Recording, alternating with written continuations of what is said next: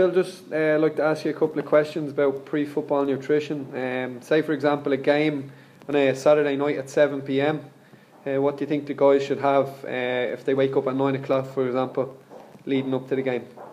I'd probably go from, first of all, I'd make sure when they wake up that they hydrate first. You know, having worked with many football teams, you know, so I'd probably go for maybe, you know, a pint of clean water, maybe chuck some alkalizing salts in there, or some greens, and about 15 or 20 minutes later I'd have my breakfast, and the breakfast could probably contain, you know, you could probably go, I'd have no problems at breakfast because the kickoff is so late, different with a lunchtime cricket, so maybe a bit of fillet steak and some vegetables, and maybe a small amount of carbs, maybe a bowl of berries, okay, or 1 or 2 potatoes, you know, and then you know, supplement wise then. Would you have sweet potatoes or just normal potatoes? It doesn't matter, you know. Yeah. You know, you just want the carbs really. I would also, you know, from a supplement perspective at that time, you know, digestive enzymes, okay, maybe some probiotics, and you know, and that would be it. I wouldn't if there's one thing on game day, you don't need to overstimulate. Don't give too many supplements because they'll spend a lot of time in the bathroom and they could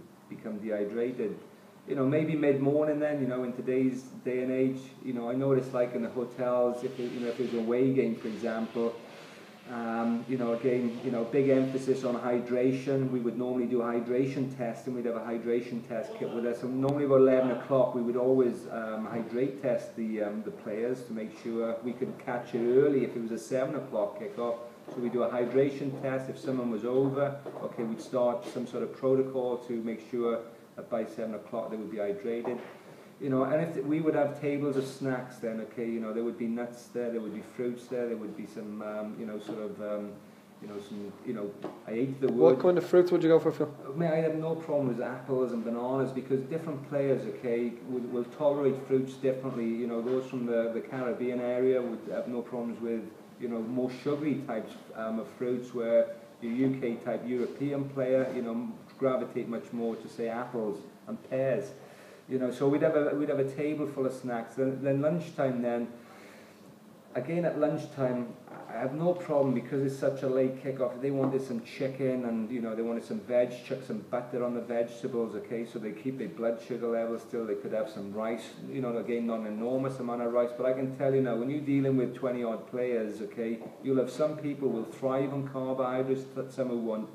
If once you work with players, they pretty much know what they've played football since that age, okay, little dot, yeah. You know, I know this. I worked with a team with 19 different nationalities.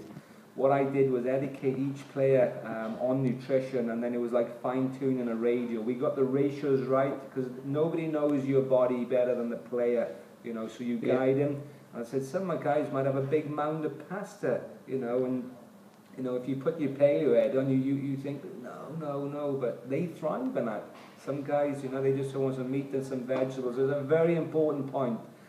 So you've got to find out what you thrive on, okay? Because, as I said, nobody knows better. Okay, now again, afternoon hydration. Now we get in here now for pre-match meal, okay? This is crunch time, very important information.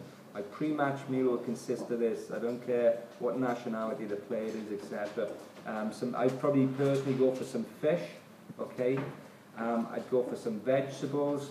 I'd go for maybe some, you know, some rice, okay, or some small potatoes. Again, you know, have the fruit bowl available. If they want to take some fruit, then again, you know, up to their choice. And the reason why no fat in that pre-match meal, the reason why very well-known research shows the more fat in that pre-match meal, okay, the less nitric oxide that you will produce for at least 4 to 5 hours after. So that could definitely have an effect on performance, no doubt.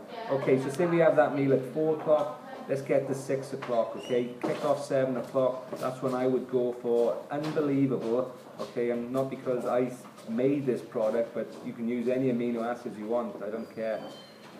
2 scoops, okay, if you check the ratios on my amino whey capacity, I would go for 2 scoops of amino whey capacity, and also about 1/4 teaspoon of my alkalizing salts, which is a sodium bicarbonate type formula. Mix them together, yeah? Yeah, mix them together, only about 1/4 teaspoon of the sodium bicarb, okay, and then, you know, that would be an hour before, and then you get to, you know, and they would drink that within 10 minutes, okay? So from 6 till 6:10. So before they go out for the warm-up? Yeah, exactly. So normally they would go for a warm-up at 25 past 6, yeah? So it's given a good 15 minutes to be digested and absorbed, and it really starts kicking in, okay? That's just a phenomenal pre-workout formula. What would I go for at half time? Okay, I've spent enough times in changing rooms at half times, trust me. It's absolute carnage, okay? So I would personally go for about 1.5 scoops of the amino whey capacity, and I'd have some fruit in there as well if the guys wanted a banana with the aminos. No problem. These guys are doing so much running, okay? You know, so they might need some carbs. So I'd have no problem putting that in. Even check out the Vegabolic Drive. I had rice P&M protein with carbs and glutamine. No problem on that.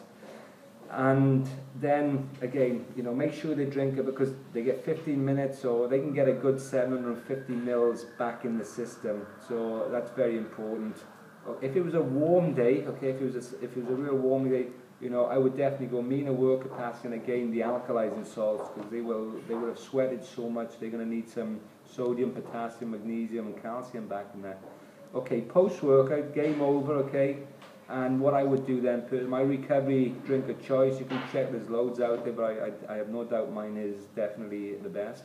I would go for either the Vegabolic Drive or the Anabolic Drive. Why? Because it's got the right ratio of carbs, the proteins, the creatine, the glutamine. You've got chromium, bicarbonate, and lipoic acid. Why are they important? Because they're insulin potentiators. Okay, so we can get more insulin into it, we can get more nutrients into the cells. Okay, so once the game is over, so say, you know, 7 o'clock kickoff, 8:45, 9:30, maybe about 10 to 10, okay, the player's hyper now, okay, he's all over the place. You know, then he's going to have a solid meal, okay, but I would make sure then, okay, very hard for him to sleep, I would make sure that they have some form of magnesium, okay, that's what I would call it. To help with their sleep, yeah. Help with their sleep, yeah, you know, you got to bring them down, you know, they got to be in. That's why I like the amino whey capacity. I'm not into caffeine drinks, okay, and all this nonsense, because not only do you think you play at a much higher intensity because your brain movements are so erratic, you then can't sleep for many hours, and it'll take you days to recover from that football match. So it'll affect you on your next game? It will affect you for the next 5-6 days, okay? You're in a hole, categorically. I've seen it time and time again. So that would be my, my sort of plan preparation. Brilliant. Thanks a million, Phil. No worries. Thank you.